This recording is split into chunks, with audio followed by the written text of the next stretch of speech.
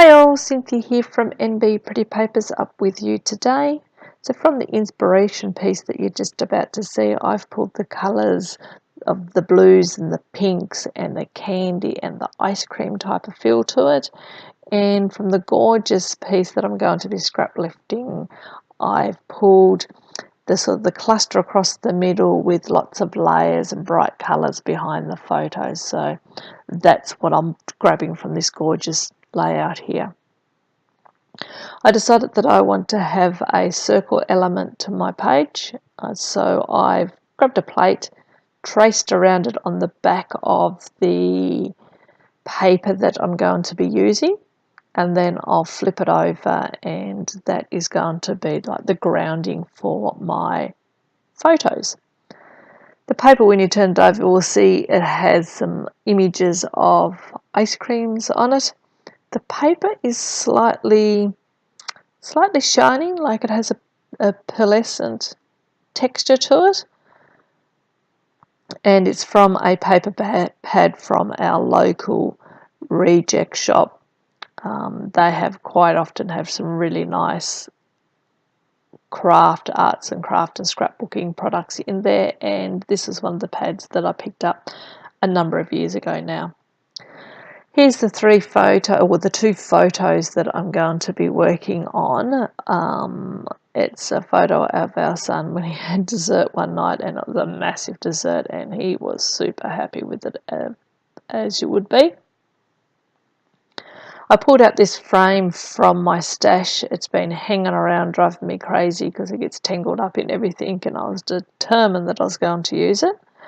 And when I was going through this particular paper pad from, you saw from the beginning, I'm going to say Amy Tangerine, and I always say that, and then I think, no, it was Amy Tangerine, yep.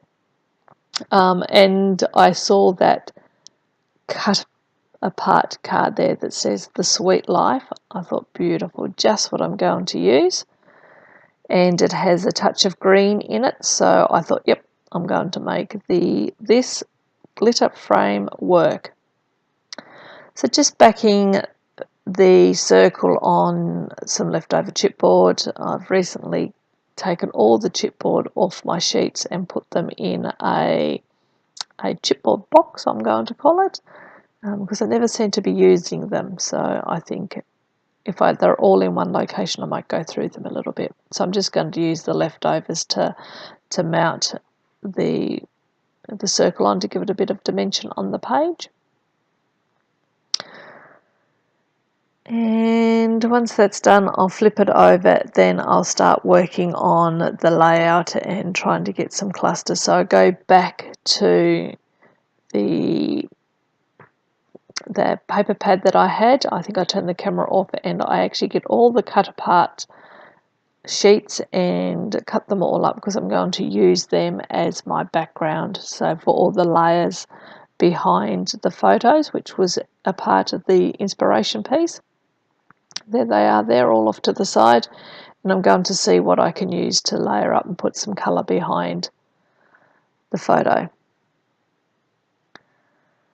So I want to bring some blue in, some more of the green and the yellow from the life in that initial cut apart sheet. I just want to bring a little pop of that across to here. In the end, I end up covering that up with my embellishments, so I have to go and find yellow from a different source, which you'll see a bit later on. So just layering up, trying not to spend too much time making it perfect. I just think, just do it, Cynthia. Don't fiddle around. So I've shoved them behind, and now I'm just grabbing the hot glue gun and I'm going to start gluing things down. I really like the bright, fun, summery, festivalish, I don't know if that's a word, but I've just made it a word, feel to the page. Can't quite decide whether I want that frame to be on top of both photos or to be across one, on top of one and behind the other. So I laid it down, didn't get it quite right, so I'm just going to cut that tape and just go again Because look at that, that's 100% different now, isn't it? You know what it's like, sometimes you pick something up and you move it and you only move it 0.5 millimetre, but it seems to make all the difference. Now I've grabbed out the tissue paper, thought that gave it a softer feel, and it kind of reminded me of, I don't know, like the ice cream behind it, you know, the white crinkly texture. Kind of gave me a feeling of a ice cream, so I put that there. And here are some of the chipboard pieces that I've pulled out of my stash and thought I would try to use from all different collections. I know that Celebrate, the Yay, and I think that pink arrow is all from a Cocoa Vanilla Studio collection. I can't quite remember the name of the connection. It might have been birthday themed or something, I think it was.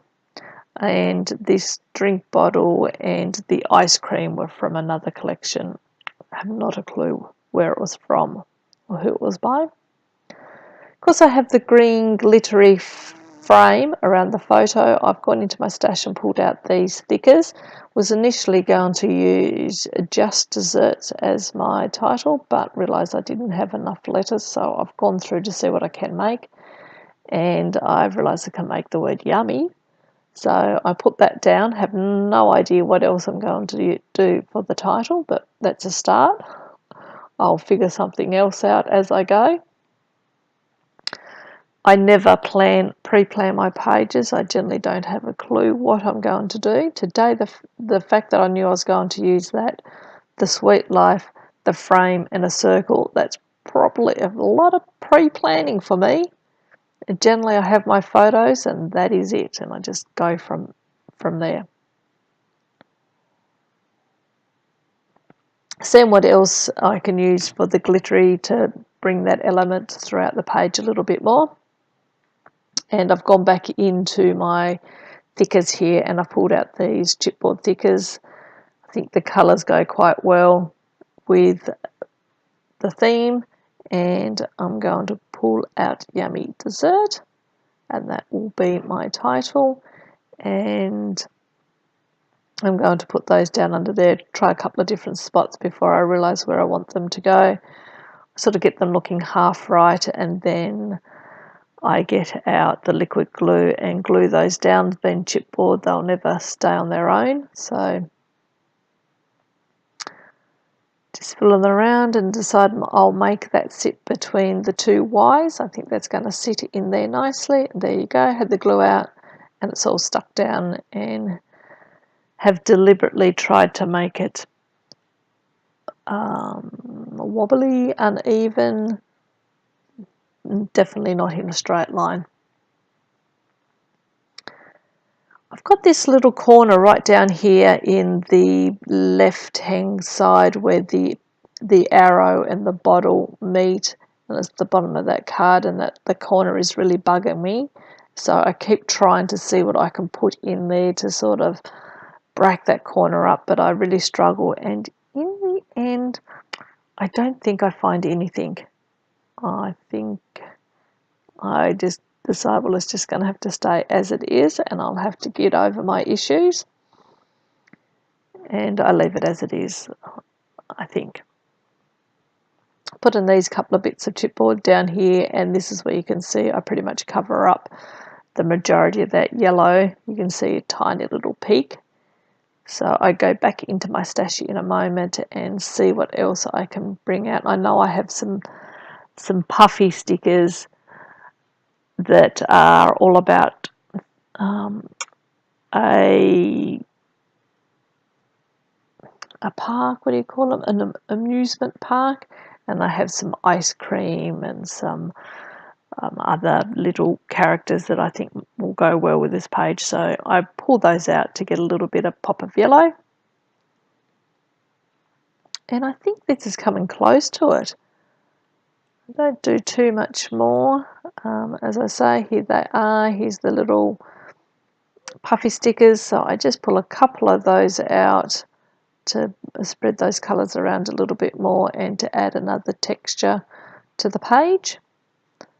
and I really like the way this is coming together. I grab my pen out and I do just a little bit of journaling about how if our son does not get dessert at the end of the night, he he nearly has a meltdown, and I think he probably would cry. He does love his desserts. He does not get a dessert like this every night. Thankfully, he's very easily pleased, and he's happy just to have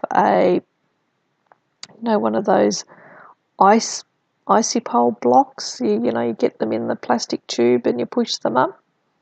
He's just happy to have one of those every night, and that's enough for him. So, but this particular night we had some cupcakes and some other stuff, and he was very happy.